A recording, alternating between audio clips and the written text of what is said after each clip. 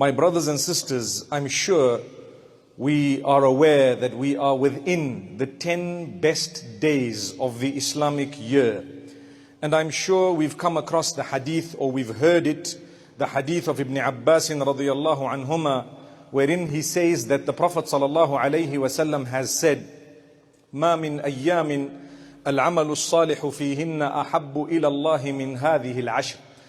There are no days of the year wherein good deeds are more loved by Allah subhanahu wa ta'ala than those that are done within these 10 days, referring to the first 10 days of the month of Dhul Hijjah. We are well within these 10 days.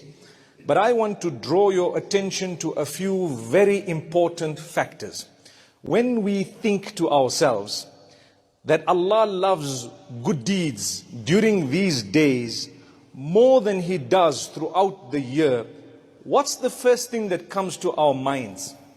I'm sure almost all of us, myself included, we start thinking of doing extra deeds, and we start thinking, perhaps I can read a Quran, perhaps I can do some nafil and sunnah, perhaps I can be charitable, perhaps I can, do something that is voluntary, etc. Not realizing that that is not where you start. That is never a starting point. And this is something that we need to clarify, because many times shaitan makes us think about that which is voluntary when we have not yet considered that which was obligatory and farad. And this is why the Prophet ﷺ says that Allah subhanahu wa ta'ala has said that the most loved deeds, the deeds that I love the most from any one of my worshippers, are those deeds that I have made compulsory and farad upon them. Which means your farad salah, it means your zakah, it means your fasting in the month of Ramadan, that which is farad. It means also that we should be abstaining from that which is haram, that which is sinful. Because what is the point really of a person who engages in lots of voluntary deeds, but they are perpetrating adultery, they are deceiving and cheating people, they are consuming usury and interest, they are perhaps gambling and on drugs and so on. We need to make a greater effort to become from among those who can quit this. So if you during these days decide that I have quit this bad habit that I have had for so long, wallahi, it is better for you than engaging in extra voluntary deeds while you have wiped them out by perpetrating sins that are major. May Allah subhanahu wa ta'ala help us to abstain from major sin. So when you hear that Allah loves good deeds the most, the first thing that should come to your mind is farad, that which is compulsory. Do I get up for Fajr? Let me get up early. Let me take a little bit more time in the way I fulfill my Salah. If my Fajr is 5 minutes every morning, let's make it 10, because this is a good deed. It's the deed that Allah loves the most, and I am in these 10 days of Dhul Hijjah, and I would like to improve myself as a person. So let me start increasing in terms of the quality of the good deed. Sometimes we end up missing farad. We miss our farad. And then we sit with a sunnah, salah, and we fulfill without having made qada. Qada meaning that which is fulfilling your lost salah. That which you missed for some reason, you now need to make it up. It's called qada. So it's more important to do qada than it is to do the sunnah or that which is voluntary. My brothers and sisters, this is a very interesting point. When we would like to please Allah subhanahu wa ta'ala, the first thing we should do, we ask ourselves two questions. If you want to please Allah subhanahu wa ta'ala, you ask yourself two questions. The first question is, have I fulfilled my obligations unto Allah? Allah asked me to do certain things. Allah has requested from me certain things. Have I fulfilled these things? It's very interesting. Allah asked you to fulfill your salah. Allah asked you to do so many things. We know what the duties are. Allah asked you to dress in a specific way. Allah asked you to speak in a specific way. Allah subhanahu wa ta'ala has required from you that you eat a specific type of food, etc. Have I fulfilled the obligation unto Allah? Obligation, that which is farad. The second question is, have I stayed away from that which will anger Allah? Those are the two questions. If you can answer those questions with the correct responses, you are heading in the right direction. Now, shaitan will come to us. What does he tamper with? Shaitan usually tampers with one of these two things. Either he makes you leave your farad, or he makes you engage in sin. So now Allah subhanahu wa ta'ala teaches us one of the greatest acts of worship. Do you know what it is? He taught it to Adam alayhi salam. A very great act of worship. After a sin was committed and Adam alayhi salam ate that which he was not supposed to eat, Allah subhanahu wa ta'ala taught him some words. Allah gave him a few words, taught him these words. What were these words? رَبَّنَا ظَلَمْنَا أَنفُسَنَا وَإِن لَّمْ تَغْفِرْ لَنَا وَتَرْحَمْنَا وَإِن لَّمْ تَغْفِرْ لَنَا وَتَرْحَمْنَا لَنَكُونَنَّ مِنَ الْخَاسِرِينَ.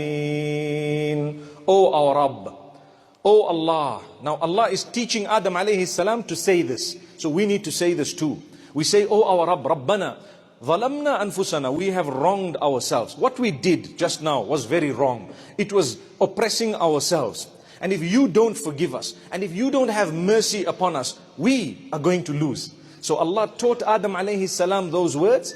Adam alayhi salam said those words genuinely, and he was forgiven. And Allah made tawbah one of the biggest acts of worship. So much so that the hadith says tawbah wipes out whatever sins you've made in the past.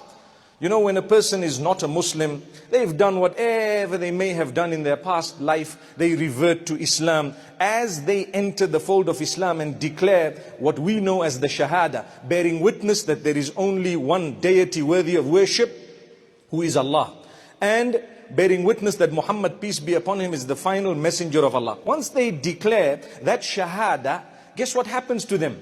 All their bad deeds are wiped out. All their bad deeds are wiped out. It is selected formatting. It's not that everything's wiped out. All your bad deeds are wiped out. That's what happens when you engage in tawbah for those who are already believers. Because sometimes a person might feel, you know, when you don't really know or you don't have deep knowledge, you might think, look, you know, people who enter Islam, they're forgiven totally, right? What if I exit it and enter it again? I'm formatting my hard drive, right? That is foolish thinking, subhanallah. We are not allowed to think that way. Allah does you a favor. Allah says, we will give you that as a gift if you just ask Allah's forgiveness. Subhanallah, that person was not a believer, they accepted Islam. You are a believer, you just have to say, oh Allah, forgive me. That is such a great act of worship. I call upon yourselves and myself during these 10 days to engage in that which is most beloved to Allah, and that is seeking forgiveness of Allah subhanahu wa ta'ala, and declaring the remembrance and the greatness of Allah. وَيَذْكُرُ اسْمَ اللَّهِ فِي أَيَّامٍ مَعْلُومَاتٍ. The Quran says, encouraging us to remember the name of Allah during specific days. Go to the tafsir and you will find that some of the mufassirin have said that these specific days are the 10 days of Dhul Hijjah. We are in them right now. So remember Allah often. We all know that we should increase takbir.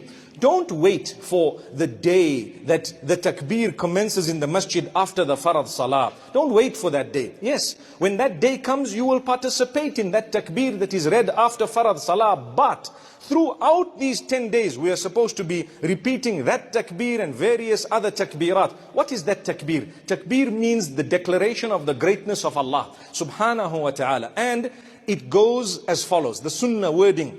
Allahu Akbar, Allahu Akbar, La ilaha illallah, Wallahu Akbar, Allahu Akbar, Walillahi alhamd. Subhanallah, amazing words. There are two different ways of saying it. You can have 3 takbirs right at the beginning, so you could also say Allahu Akbar, Allahu Akbar, Allahu Akbar, La ilaha illallah, Wallahu Akbar, Allahu Akbar, Walillahi alhamd. Either you say it twice or thrice right at the beginning. You're declaring the greatness of Allah. You are saying there is none worthy of worship besides Allah, and He is the greatest, and all praise belongs to Allah. So Allah says, say that. Subhanallah. Do we say it? Another very interesting aspect is, when you remember Allah within yourself, like say my mouth is closed, I haven't moved my lips, in my mind I'm thinking of Allah, it's an act of worship. And the hadith says, Man dhakarani fi nafsihi, dhakartuhu fi nafsi. Whoever remembers me within himself, I remember him within myself. How? Allah knows best. But Allah says, you know, people do remember Allah within themselves. It's an interesting act of worship, very important. But I can teach you a greater act of worship, to make an effort, to move your tongue, to move your lips, to use a bit of your voice. Why? It's a very big act of worship, far greater than thinking only. Start saying it.